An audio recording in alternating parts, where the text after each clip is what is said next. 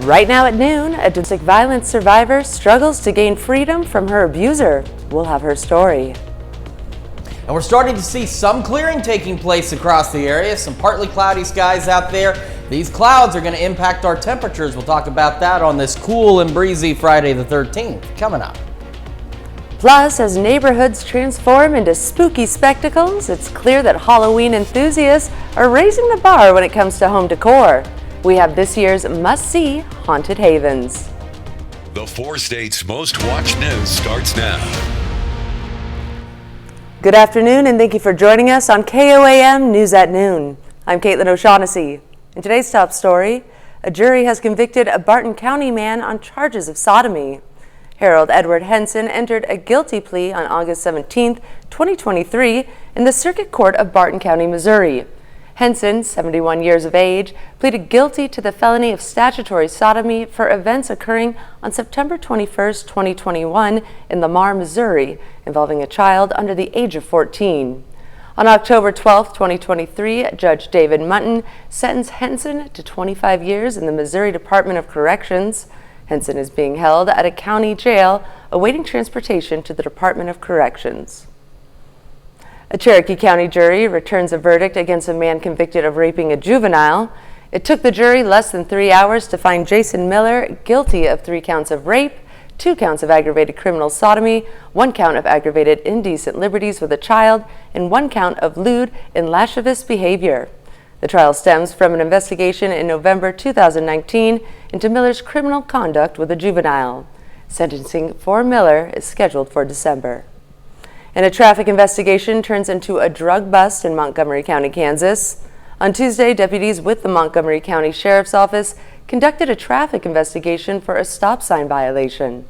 During the traffic investigation, deputies noticed the odor of burnt marijuana. Deputies recovered a total of 972 suspected fentanyl pills, as well as marijuana and an unspecified amount of money. 2 individuals were taken into custody and transported to the Montgomery County Department of Corrections pending formal charges.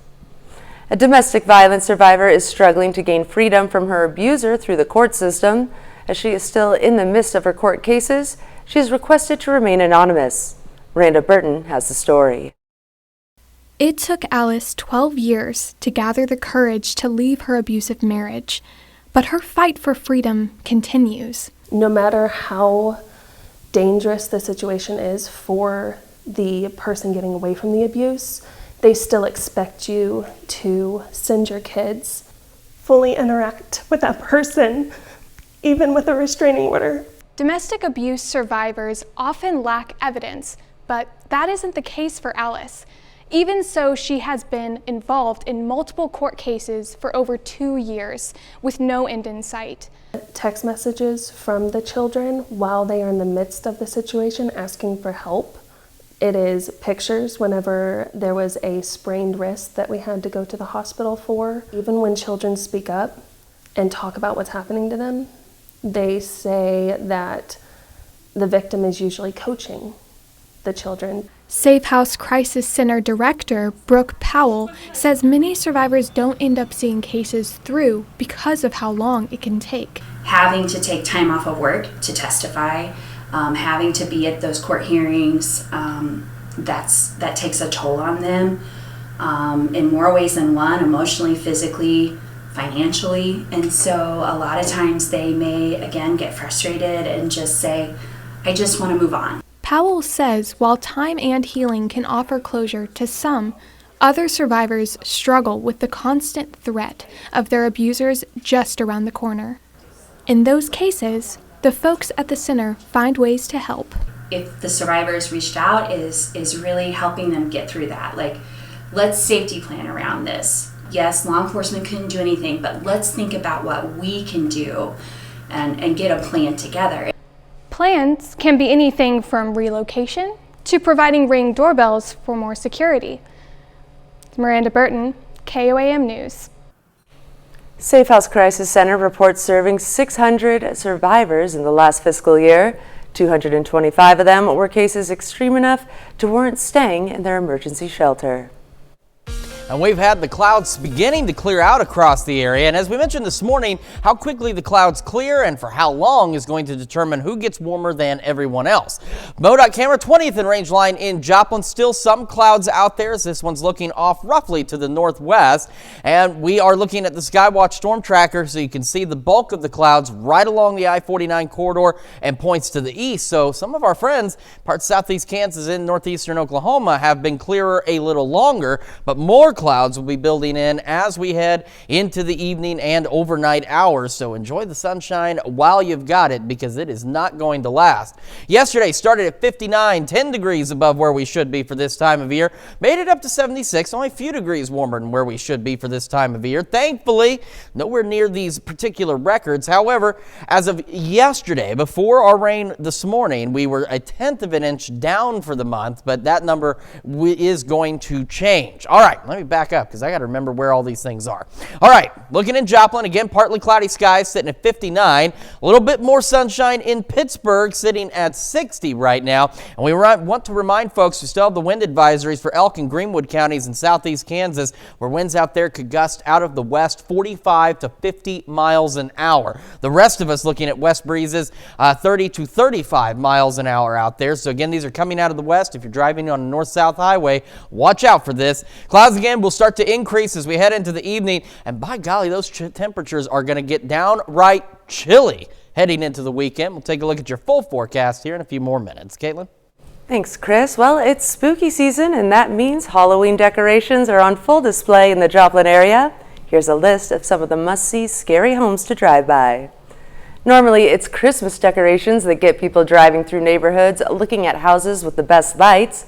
But this October, Halloween enthusiasts are embracing their inner ghouls and goblins as they transform their homes into spine-tingling, ghostly spectacles. From creepy cobwebs to eerie skeletons, neighborhoods across the Joplin area are being invaded by the spirit of Halloween.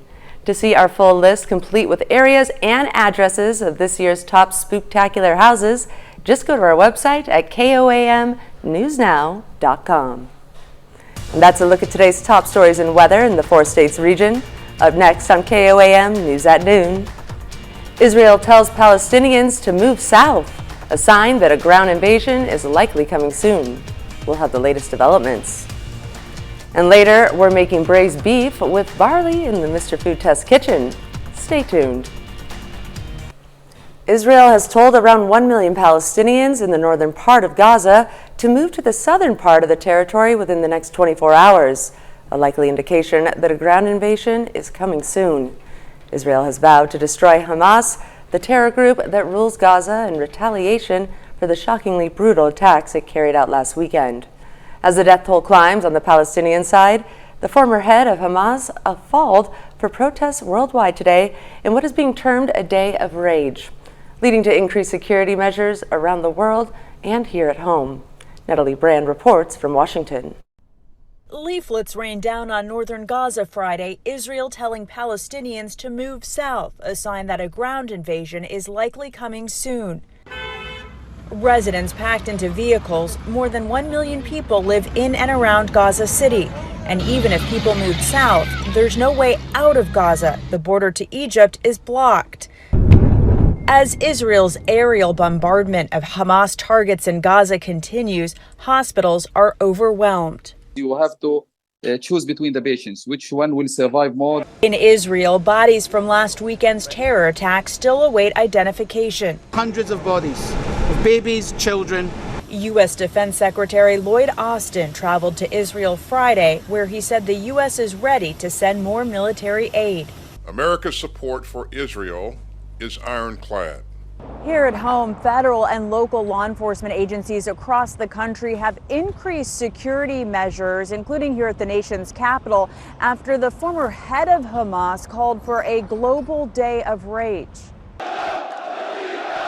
Thousands of Jordanians march in the streets, one of many protests worldwide in support of Palestinians. In the U.S., Jewish communities are taking extra precautions. We have told the parents that if you wish you can't keep your children home, that's okay. Many mosques are also adding extra security. Both sides concerned the fighting overseas will lead to violence at home. Natalie Brand, CBS News, Washington. The U.S. State Department says it's arranging evacuation flights to get Americans out of Israel. The agency says at least 20,000 U.S. citizens have reached out since the Hamas attacks. Still to come on KOAM News at Noon, we see what's cooking with Mr. Food. Join us in the test kitchen today to learn the basics of braising. Plus, we'll share an incredible recipe so you can give it a try. But first, we have breezy, cool conditions today. Breezy on Saturday and much cooler heading into the weekend. We'll look at that forecast when we come back. Welcome back to the KOAM News at Noon. So again, a blustery, cool day across the area. And we also want to remind some folks about some wind advisories. So first, let's take a look at that guy. That's our friend, the Skywatch Storm Tracker. Right now, not showing any rain in our area, nor is it likely to for the next few days. It is showing plenty of cloud cover, though. Now, right now, the bulk of it right along and to the east of the I-49 corridor into southwest Missouri, northwest Arkansas. Our friends out in the west in southeast Kansas, northeast Oklahoma, seeing plentiful sunshine, and they've been seeing it for a while, but take a look out here up around the 8th center points northwest. That is more cloud cover that is on the way. We also have the wind advisories for Elk and Greenwood counties in southeast Kansas through 7 this evening. Those winds gusting out of the west at roughly 45 to 50 miles an hour. For the rest of us, still seeing gusts upwards of 30 to 35 miles an hour out of the west. So if you're traveling on any of our north-south highways or even just the roadways, especially in a high-profile vehicle, something that you absolutely need to keep in mind. MoDOT camera 20th and range line, Joplin, still a few clouds out there, but starting to see a bit more sunshine. And I wanted to take our camera here at the KOAM studios and point it, this is roughly to the northwest of the station. This is what we've been talking about. Look at that. There's not a cloud in the sky off to the west where the clearing has been taking place, but we're still getting some clouds off to the east. KDOT camera, US 69, East 520th Avenue, south of Pittsburgh. If you look close enough, there's a little bit of shadows here and there. Starting to get some more sunshine over to the west. And our camera at 7th and range line, again, showing just a few stray clouds left on our side. We've made it now up to 59 degrees. West-northwest breeze at 16, gusting upwards of 29. And over in Pittsburgh, gusty winds as well, sitting at 60. West breeze at 10, again gusting upwards of 20 to 25 miles an hour. So here's that frontal boundary. You can see it in those wind arrows there. Our breeze now shifting out of the west. And again, our friends in southeast Kansas, northeast Oklahoma have seen more sunshine, are a bit warmer. 63 Neodesha Parsons, 62 Chanute Chatopa, 65 in Independence, making it up now to 66 in Miami. But then you go east of that where we're still getting some cloud cover. Stockton, an exception to the rule here at 68, but 54 Monette, 57 Cassville, and 59 in Neosho.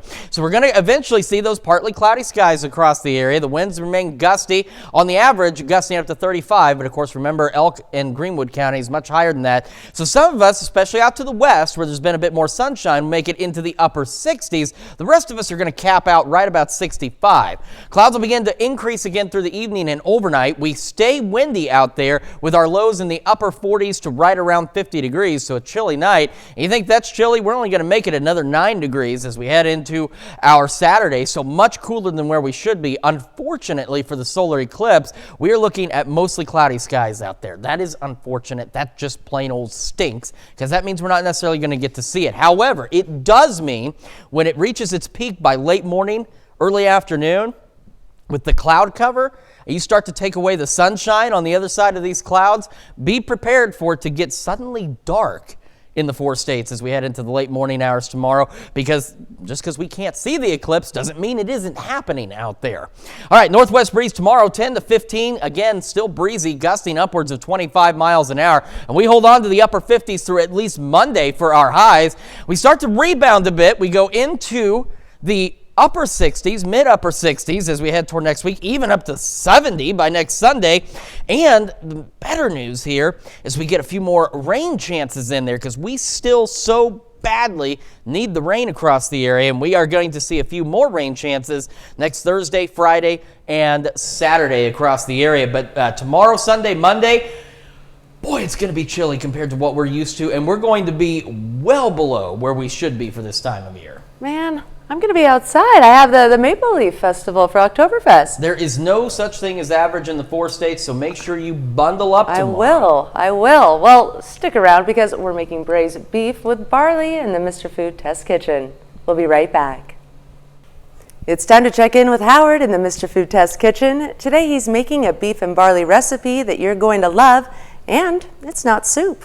It's a perfect one-pot dinner to bring comfort right to the table. Take a look.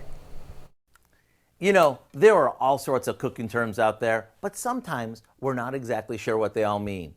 So today, I want to show you the basics of braising. It's a 2-step method that goes like this. The first step is to brown both sides of whatever you're braising. Here, I'm using a boneless chuck roast. Now, you can do this in a bit of oil or butter, and this seals in the juices. After it's browned, typically the next step is to add some broth to the pan. But before we do, I'm going to saute some onions and garlic first. Once they're golden, the beef goes back in and we add some beef broth, tarragon, and a bay leaf. After this comes to a boil, we cover it and let it simmer until the meat is tender. Those are the basics of braising. To take this roast up a notch, we'll add some barley and mushrooms and let them cook until the barley's tender.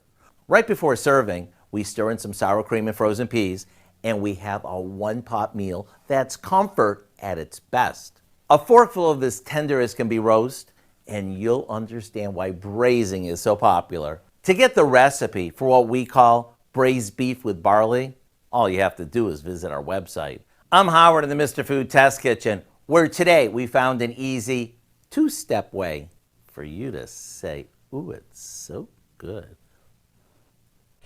To find this recipe, along with many others, just head over to our website at KOAMnewsnow.com and click on Mr. Food.